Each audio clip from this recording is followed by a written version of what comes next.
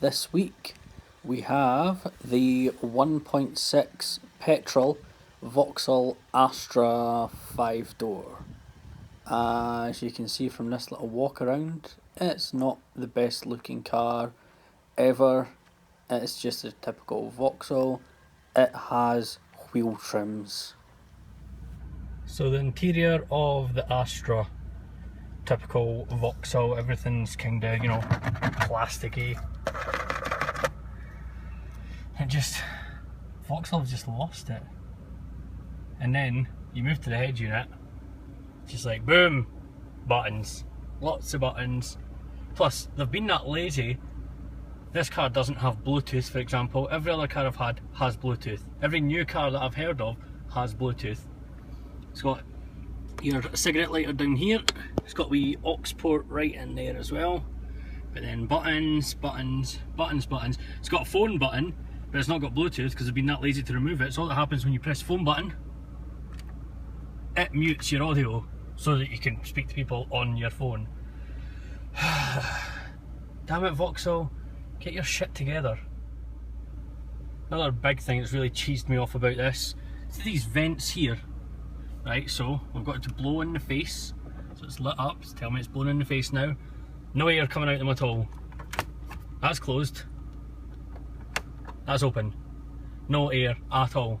The fans up full. No air at all. What the hell? Only good point to the interior of this car: cup holders. Lots of them. 4 to be exact. Awesome. You always need cup holders. One thing that does really bug me is the size of this pillar. Like, look. I know I'm further round so you see more through it, but let's assume a normal driving position right here. Turn. Look how thick this is. This whole section is like covered, so coming up to junctions and stuff, cyclists, they're locked.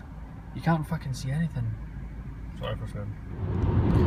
So, driving the Vauxhall Astra 1.6 Petrol, I can't even lie, it's terrible. It's flat as hell, it goes nowhere. The 1.6 Saxo had more power than it.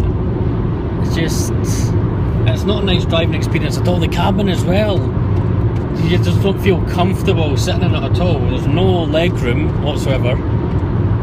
Another one of the cars, this is another one with cruise control where your clutch doesn't cut the cruise control off.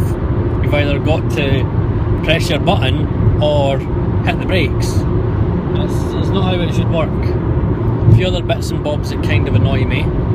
The indicators and everything like that, or the stock, sorry, they've left all the buttons on them, like for your trip computer, and that's another thing. God knows what miles per gallon this is getting, but I'd already used 1/8 of a tank in the first 42 miles on the way home. I mean, you've got to give this thing death to actually get it moving, especially on the A1 when you've got like short spells of dual carriageway to get past people before you're back down to single carriageway and stuck behind folk. This car's just gutless, goes nowhere. The boot, well, you'd get Ali Moyer in. That's about it. You're not getting any more than a Lee in there. Even then, I think it'd be one of those ones, his ass would probably have the parcel shelf stuck up a little bit. Yeah. So overall, Vauxhall Astra, major thumbs down. Oh, not a bad point. 5-speed box. A kind of new car only comes with a 5-speed box these days. So I'm sitting at about 75 now, and the car's sitting at near on 4,000 RPM. So I don't know if that will come across in video or not, but